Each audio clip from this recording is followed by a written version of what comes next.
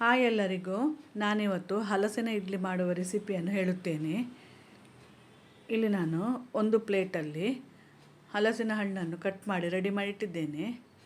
ಇದನ್ನು ಸ್ವಲ್ಪ ಮಿಕ್ಸಿ ಜಾರಿಗೆ ಹಾಕಿ ಗ್ರೈಂಡ್ ಮಾಡಬೇಕು. ನಾನು ಸೇಮ್ ಪ್ಲೇಟಲ್ಲಿ ಎಲ್ಲ ಮೆಜರ್ಮೆಂಟ್ ತಗೊಂಡಿದ್ದೇನೆ. ಇದು ಗ್ರೈಂಡ್ ಆದ ನಂತರ ಅದೇ ಪ್ಲೇಟಲ್ಲಿ ಸ್ವಲ್ಪ ಬೆಲ್ಲವನ್ನು ಹುಡಿ ಮಾಡಿ ಗ್ರೈಂಡ್ ಮಾಡಿದ್ದೇನೆ.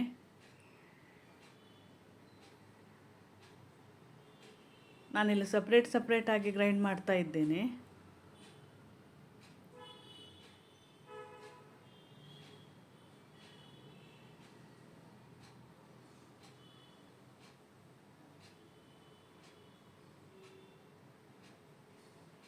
ನಾನಿಲ್ಲಿ ಗ್ರೈಂಡ್ ಮಾಡುವಾಗ ನೀರು ಹಾಕಲಿಲ್ಲ. ನಂತರ ಅದೇ ಪ್ಲೇಟಲ್ಲಿ ತೆಂಗಿನಕಾಯಿ ತುರಿ, ಸೇಮ್ ಪ್ಲೇಟಲ್ಲಿ ಅಷ್ಟೇ ತೆಂಗಿನಕಾಯಿ ತುರಿ ತಗೊಂಡಿದ್ದೇನೆ. ಇದು ಗ್ರೈಂಡ್ ಮಾಡುವಾಗ ಸ್ವಲ್ಪ ನೀರು ಹಾಕಿದ್ದೇನೆ ನಾನು, 1/4 ಗ್ಲಾಸ್ ಆಗುವಷ್ಟು.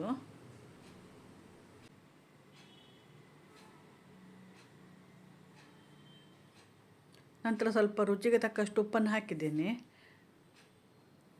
ಬೆಲ್ಲ ಹಾಕಿ ಪಾಯಸ, ಸ್ವೀಟ್ಸ್ ಏನಾದರೂ ಮಾಡೋದಾದರೆ ಸ್ವಲ್ಪ ರುಚಿಗೆ ತಕ್ಕಷ್ಟು ಉಪ್ಪು ಹಾಕಬೇಕು. ನಂತರ ಅದೇ ಬೌಲಲ್ಲಿ ಹಾಕಿದ್ದೇನೆ.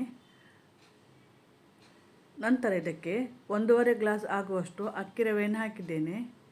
ಅಕ್ಕಿ ರವೆಯನ್ನು ಚೆನ್ನಾಗಿ ತೊಳೆದು ನಂತರ ನೀರನ್ನು ಹಿಂಡಿ ಹಾಕಬೇಕು.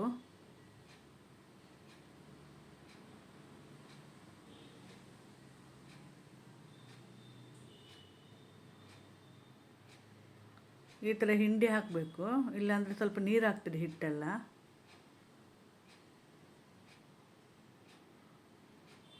ಇದನ್ನು ಹಾಕಿದ ನಂತರ ಸ್ವಲ್ಪ ಸರಿ ಮಿಕ್ಸ್ ಮಾಡಬೇಕು. ಈ ಟೈಮಲ್ಲಿ ಬೆಲ್ಲ ಕಡಿಮೆ ಇದ್ದರೆ ಬೇಕಾದರೆ ಪುನಃ ಹಾಕ್ಬೋದು. ನಾನಿಲ್ಲಿ ಪುನಃ ಬೆಲ್ಲ ಹಾಕಿದ್ದೇನೆ, ಸ್ವಲ್ಪ ಕಡಿಮೆ ಇತ್ತು.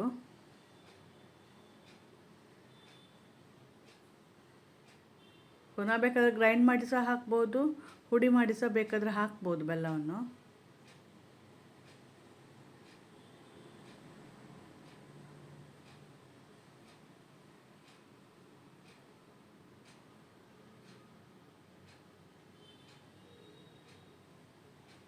ಇದನ್ನೊಂದು ಅರ್ಧ ಗಂಟೆ ನೆನೆಯಲಿಕ್ಕೆ ಬಿಡಬೇಕು. ಆಗ ಇದ್ದ ಬೆಲ್ಲ ಸಹ ಕರಗುತ್ತದೆ ಮತ್ತು ರವೆ ಸ್ವಲ್ಪ ಊದ್ಕೊಳ್ತದೆ. ನಂತರ ಇಡ್ಲಿ ಪಾತ್ರೆಯನ್ನು 10 ನಿಮಿಷ ಪ್ರೀ ಹೀಟ್ ಮಾಡಲಿಕ್ಕೆ ಇಡಬೇಕು.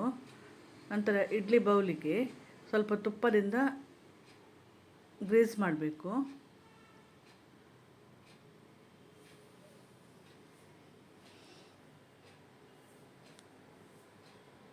ಈ ರೀತಿ ತುಪ್ಪ ಸವರಬೇಕು.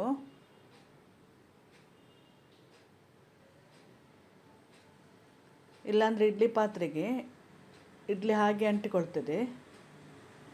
ನಂತರ ಅರ್ಧ ಬೌಲ್ ಹಾಕಿದರೆ ಸಾಕು. ಇದು ಬೇಯಿಸಿ ಆದ ನಂತರ ಸ್ವಲ್ಪ ದಪ್ಪ ಆಗ್ತದೆ. ಇನ್ನೂ ಸಹ ಸ್ವಲ್ಪ ಈ ಥರ ಮಿಕ್ಸ್ ಮಾಡಬೇಕು ಅದನ್ನು.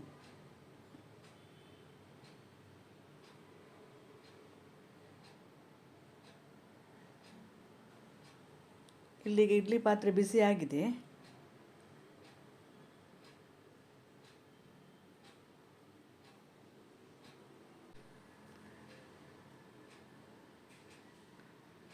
ಇಲ್ಲಿ ಅರ್ಧ ಗಂಟೆ ಬೇಯಿಸಿದ್ರೆ ಸಾಕಿದನ್ನು.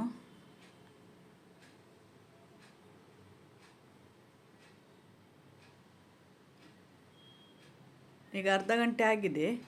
ಬೆಂದಿದ ಇಲ್ಲ ಅಂತೆ, ಬೇಕಾದರೆ ಒಂದು ಕಡ್ಡಿ ಹಾಕಿ ನೋಡ್ಬೋದು.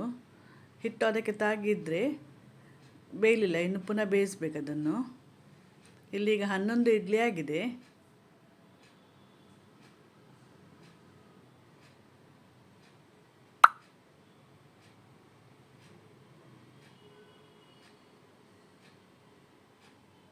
ಈ ಥರ ಚೆನ್ನಾಗಿ ಸಾಫ್ಟಾಗಿ ಇಡ್ಲಿ ಬರ್ತದೆ. ನಿಮಗೆ ಈ ರೆಸಿಪಿ ಇಷ್ಟವಾದಲ್ಲಿ ಲೈಕ್, ಶೇರ್, ಸಬ್ಸ್ಕ್ರೈಬ್ ಮಾಡಿ. Thank you for watching.